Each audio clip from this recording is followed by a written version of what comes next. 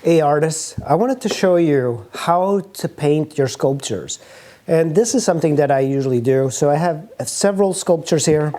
I have this one, which is a dead bird that I did in oil-based clay. And this is a mold that I made, and I made it this casting.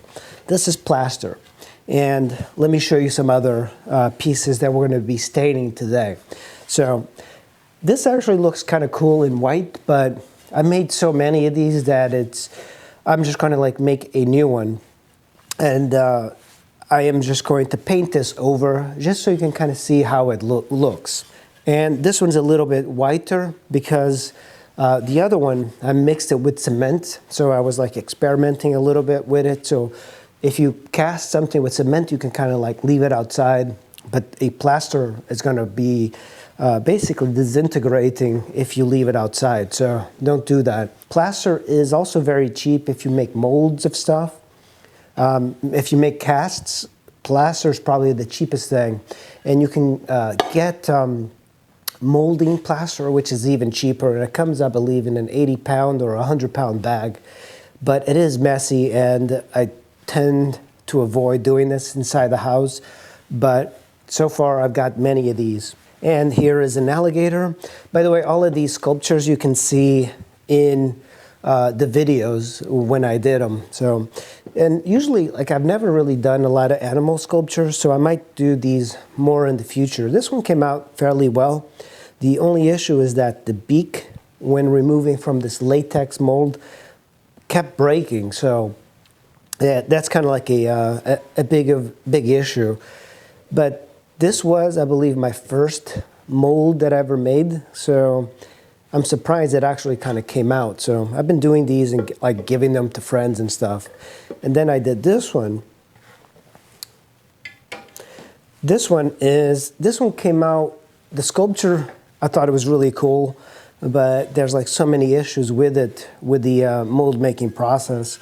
So a lot of it broke, but the biggest issue is here, and the python that wraps around the alligator basically disappeared from here. So there's no snake, and then there's the snake body is kind of like crushed in. So I don't have my mold making skills up to par yet, but I thought we'll give it a try and like paint it because I made so many of these just for practice.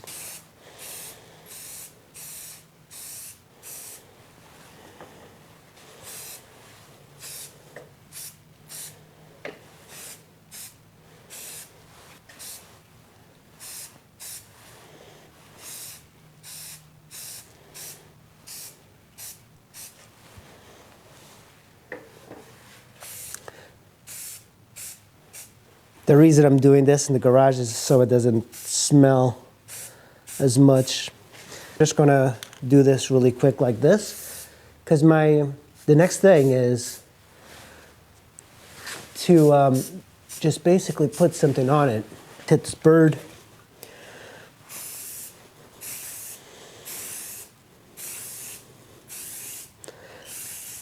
I'm actually trying not to make it too opaque on this one, so you can see, you can kind of vary it, and I kind of want to see the white underneath. And I think I kind of liked it. I like it like this.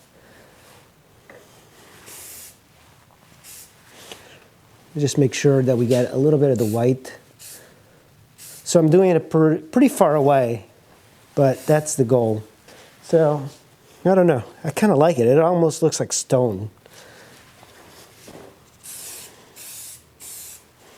And I kind of like to see the white underneath, so you don't have to do that, but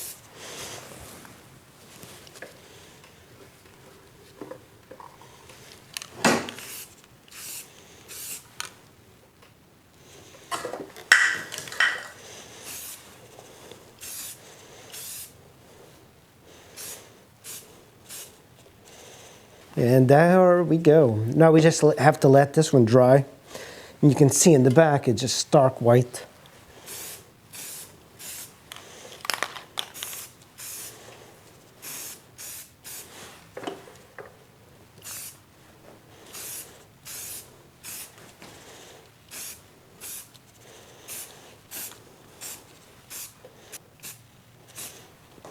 And that's pretty much all you need. While you take your can and just kind of brush it in the parts that you missed.